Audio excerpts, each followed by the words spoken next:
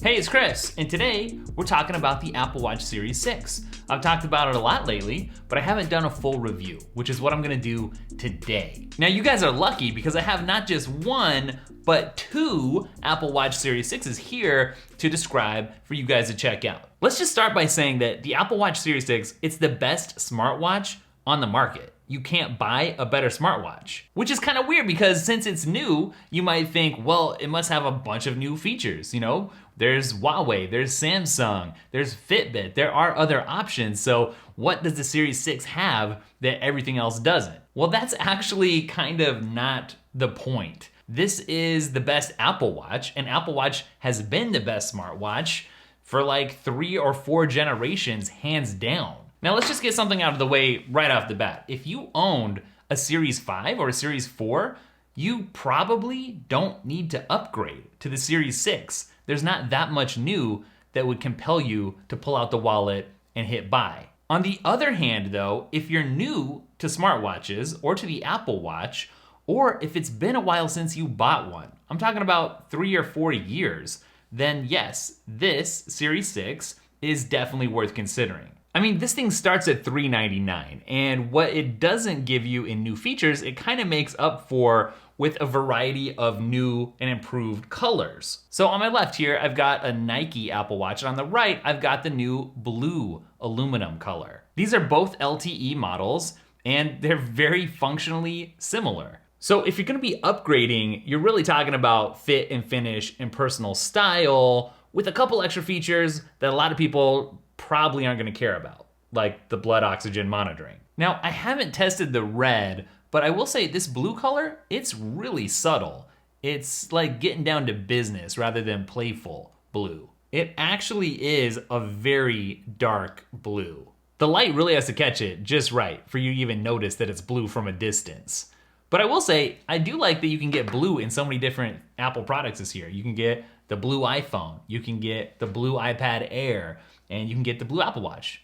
They're all like different shades of blue, but still, colors. Now, if you have or have seen an Apple Watch Series 5, it's gonna be really hard for you to tell visually what the difference is between a Series 6 and a Series 5 just based on the looks. The only way you're really gonna be able to tell is if you flip it over and you see some extra sensors here that you just wouldn't have seen on the Series 5. That's really it. I mean, it is ever so slightly thinner, but you will never notice it. One thing I will say is if you're thinking about which casing you should get, do think about how hard you're gonna be on the Apple Watch.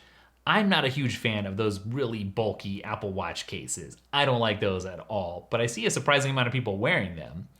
And no offense if you like those, obviously. But the stainless steel models with the sapphire glass that's much harder than what you get on the aluminum versions, the cheaper versions, that could be worth upgrading to, especially if this is something that you are gonna keep for 3 or 4 or 5 years. I was really hard on my Series 5 somehow. I don't know if it was when I was working out or if I hit a doorknob or something, but I put a pretty big scratch up in the top near the 12, and it bothered me every time I looked at it. And that was because I didn't have that extra strong sapphire glass. And I guess one other thing that I'll just point out that I've talked about before in previous Apple Watch videos is be careful about the special models that are more expensive. There was a year that I bought the ceramic Apple Watch, and when it came time to upgrade, Apple wouldn't take it back. They didn't want it. They said it was ready for recycling, so I couldn't even trade it in, that more expensive model, towards my next one. So there's caveats probably with everything. Now, the new sensors on the bottom are for the blood oxygen monitoring, which is a new feature this year. What's really interesting about it is that sometimes it works, oftentimes, but also sometimes it doesn't, because you have to get the positioning just right on your wrist in order for it to work. But Apple's not really billing it as a health feature per se. If you pay close attention, they're billing it as a wellness feature, and they're not even seeking FDA approval for it. So it's not gonna be able to make any kind of diagnosis or anything like that. Nevertheless, it's cool that I can do this on my wrist, so I'm gonna hit start and show you what this looks like. You gotta keep your arm really still. They say keeping it flat on a table is helpful. And look, there you go, unsuccessful measurement. I mean, you guys saw I'm just sitting here and not moving, so let's try it again. I think it helps if you position it further up your wrist or your arm than you would normally wear it. Okay, yeah, so let me reposition it. I'm gonna move it up a little bit and try this one more time. There we go. And a perfect reading. I get 100% on my blood oxygen score. Is it a score? Whatever it is, 100%. So here's what I'll say about the blood oxygen monitoring. It's cool. Some other smartwatches do it. You can do it with the Fitbit, but is it life-changing? In this iteration at the moment, it's not gonna change your life. One thing you may actually care about is that the battery charges a little bit faster. As I've been using it, I could say maybe it feels like it's about 20% faster. Again, not life-altering, but if you wanna use the new sleep tracking feature in WatchOS 7, which is like the key feature of WatchOS 7, that might actually make a difference to you. So you're not getting battery anxiety as you just charge a little bit before bed, wear it to bed, and need to use it again in the morning. Otherwise, yeah, I think you should expect like a day and a half of battery life with normal usage. Of course, if you're gonna be doing anything extra, like extra activity tracking, using that GPS a lot for directions or something, then that's gonna run your battery down a little bit faster. That being said, one of the main upgrades on the Series 6 is that the always-on display is a little bit brighter. And that's what you're seeing right now. That's what it looks like when it's not fully lit. If you tap it, it's gonna become fully bright and readable, which is awesome because the LED screen is just as great as it always has been. All right, here's the difference for you. Here's a good illustration of the ambient versus the full power screen modes. So this is obviously much brighter, but this is apparently better than last year. But if you want to save some battery life, one thing you can do is turn that feature off. If you do that, you can actually stretch the battery out for quite a bit longer. Although that's not something I'm gonna mess with because I like having it on all the time. That being said, Apple is saying how much brighter this ambient display is versus the Series 5, and I haven't noticed that much of a difference in daily use. Just practically, I haven't been like, wow, that's so much easier to read. I mean, I'm sure it is, but it just hasn't been super noticeable. So again, not a reason to upgrade in and of itself. I'm actually starting to think that Apple needs to come out with a new version like every other year, you know? They don't always come out with a new iPad Pro every year. And maybe that needs to happen here with the watch. The changes just aren't monumental or earth-shattering. And I think things would feel more natural as a progression of Apple Watches if Apple saved a big event for a bigger feature. Because WatchOS 7 works with the Series 5, so really what are you upgrading for? Maybe a blue color, maybe a red color, you know? These are small things. And even though there's a new processor, is so snappy already, it's not like anything feels slow. So upgrading for the processor just because it's Series 6 and not a Series 5, that doesn't really make sense either. I mean, just being honest, I think a lot of people are gonna love and want and get the SE because it's more or less everything that people want in a smartwatch for a much cheaper price. Now, I've been mentioning the Apple Watch SE. Here's a list of things that you're missing if you get an SE instead of the latest and greatest. The SE is gonna miss out on the ECG, the blood oxygen monitoring, and also the always-on display. But let's be honest, I wouldn't really describe those things as core to the Apple Watch experience. They're just nice to haves. That said, I'm just gonna say this, I know it's gonna rub some people the wrong way, but I do like having some personalization. So this color, for instance, the blue, I like that because it's different. Apple Watch has become so popular. I see so many when I'm out and around town, especially the Nike version. Man, it seems like there's so many people wearing a Nike band that it's nice to have a little bit of personalization, whether it's the band or whether it's the actual casing that sets it apart from everybody else. So honestly, a lot of people just like to upgrade, but do you need to upgrade this year if you have a 4 or a 5? Maybe all you need to do is go out and grab a new band and it will feel new enough for you because the experience is pretty similar across the lineup right now. You know, some people are out just looking for a refurbished 4 or 5 and getting a good deal, and that's not the worst idea in the world. So that being said, let's talk a little bit about WatchOS 7 and apps because that's a huge part of the Apple Watch experience. If it's been a little while since you checked out the App Store and seen what's available for the Apple Watch outside of just weather and fitness and health stuff, it's a good time to check back in.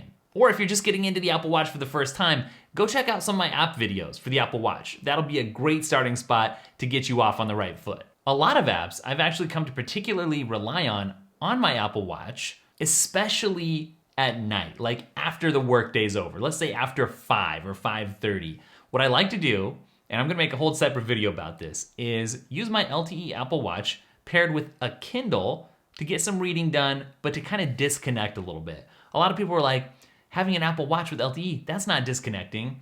Well, it's disconnecting a bit, and for me, enough.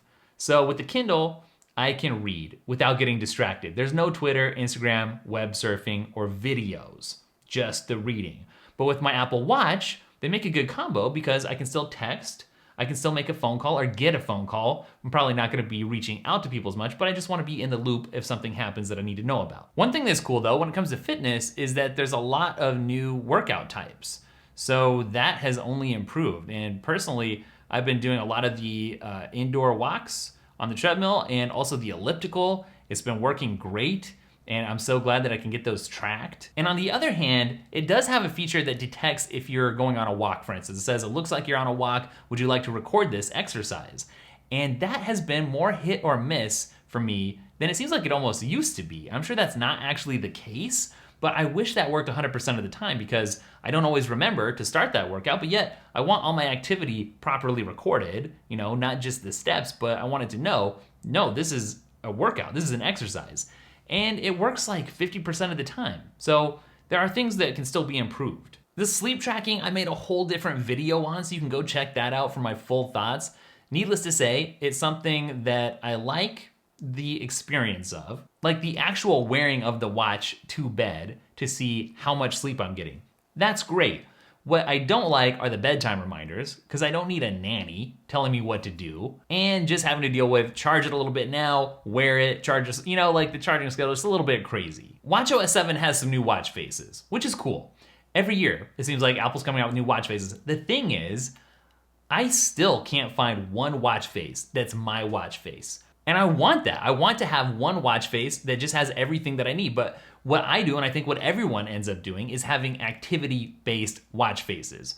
So for fitness, you got one. Maybe for work or music, you have one. I know some people set one up for when they're cooking or whatever, and I don't like that. I want one screen that is just my go-to thing, and without having to swipe around. I have a separate one for work week and separate one for the weekend, you know? Or even better, I mean, we have Siri on here, and we have a Siri watch face that changes contextually. Still one of my favorites, been around for a while, but why can't we have watch faces that turn on or off or show up or don't at different times of the day contextually, based on an activity, for instance? That would make these a little bit more interesting. I will tell you this though, the new hand washing function, I turned that off. I actually didn't like it. I gave it a try, I gave it a go, but at the end of the day, it just kind of bugged me. One thing that's gonna be absolutely huge though, for the Apple Watch in general, is gonna be that new Fitness Plus subscription from Apple, which is basically gonna treat the Apple Watch like a Peloton. What I mean by that is, instead of a Peloton with a subscription for all the class and content, you're gonna have the Apple Watch as your hardware. And then you're gonna have the classes and subscription content built around the Apple Watch instead of a bike or a treadmill. So for a lot of people who are considering a Fitbit or a Samsung or something else, that Fitness Plus subscription is gonna be a huge differentiator, definitely. And I actually do think that that's gonna be very compelling for a lot of people. I'm excited to try it out myself. I'm also personally very interested in the family setup. So in other words, I can buy, as a parent, let's say, an Apple Watch for a kid or for a senior parent, set it up for them and have it connected to my phone so that we can remain in touch, so that they can, for lack of a better word, be tracked, but without getting them addicted to a smartphone too early in the case of a kid, or without somebody really having to mess with a smartphone in the case of an elderly adult. When it comes to health stuff too, you have to consider that Apple is gonna store your information privately and securely, which I don't think I would feel as comfortable having that information with any other tech company, to be honest. So what's the verdict? Is this a great watch? Yes, obviously. Would I ever consider something from Samsung or Huawei or any other manufacturer, Fitbit even? No, personally, I wouldn't.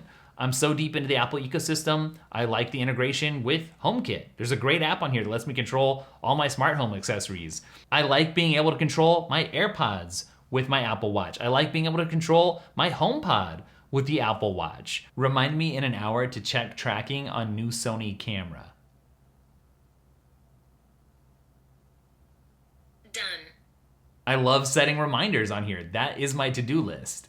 and it keeps me on track on all the different devices that I have, whether it's my Mac, iPad, iPhone, Apple Watch. It's a productivity tool for me in many ways. The amount of accessories in terms of bands is ridiculous. Nobody else comes close.